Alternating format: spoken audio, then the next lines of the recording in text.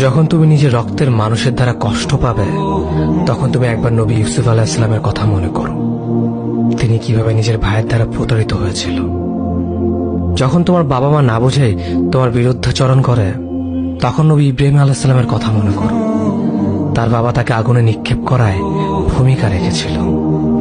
যখন তুমি সমস্যা থেকে পরিত্রাণের জন্য কোনো পথ পাবে না, তখন ইউনুস আলাইহিস সালামের কথা ভেবো। তিনি কতটা সময় তিমি মাছের পেটে আটকা পড়েছিল। যখন তোমার নামে কেউ মিথ্যা অপবাদ ছড়িয়ে দেবে, তখন মা আয়েশা রাদিয়াল্লাহু আনহার কথা মনে করো। তার নামে পুরো শহর জুড়ে কুৎসা রচনা করা হয়েছিল। যখন তুমি অসুস্থ ব্যথার যন্ত্রণায় কাঁদতে থাকো, তখন নবী আইয়ুব আলাইহিস সালামের কথা ভেবো। তিনি ভয়ঙ্কর এক ভাইরাসজনিত রোগে আক্রান্ত হয়ে তোমার থেকে বেশি কষ্ট পেয়েছিল।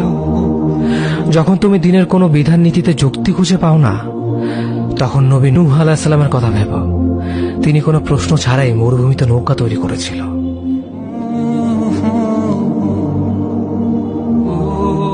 যখন তুমি আত্মীয়স্বজন, পরিবার, বন্ধু বান্ধবের কাছে হাসির পাত্রে পরিণত হও, তখন তুমি শেষ নবী হযরত মুহাম্মদ সাল্লাল্লাহু আলাইহি ওয়াসাল্লামের কথা ভেবো।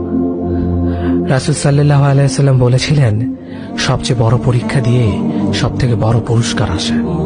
যখন আল্লাহ কাউকে ভালোবাসেন, তখন তাকে পরীক্ষা করেন, এবং যে এই পরীক্ষাগুলো মেনে নেয়, সে আল্লাহর সন্তুষ্টি অর্জন করে।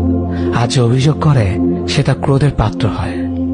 হে আল্লাহ, তোমার কথা মনে করা, তোমার প্রতি কৃতজ্ঞ হওয়ার এবং তোমার ইবাদত করার তৌফিক আমাদের দান করো। আমিন। যেভাবে তুমি সন্তুষ্ট হও, সেভাবেই আমাদের পরিচালিত করো।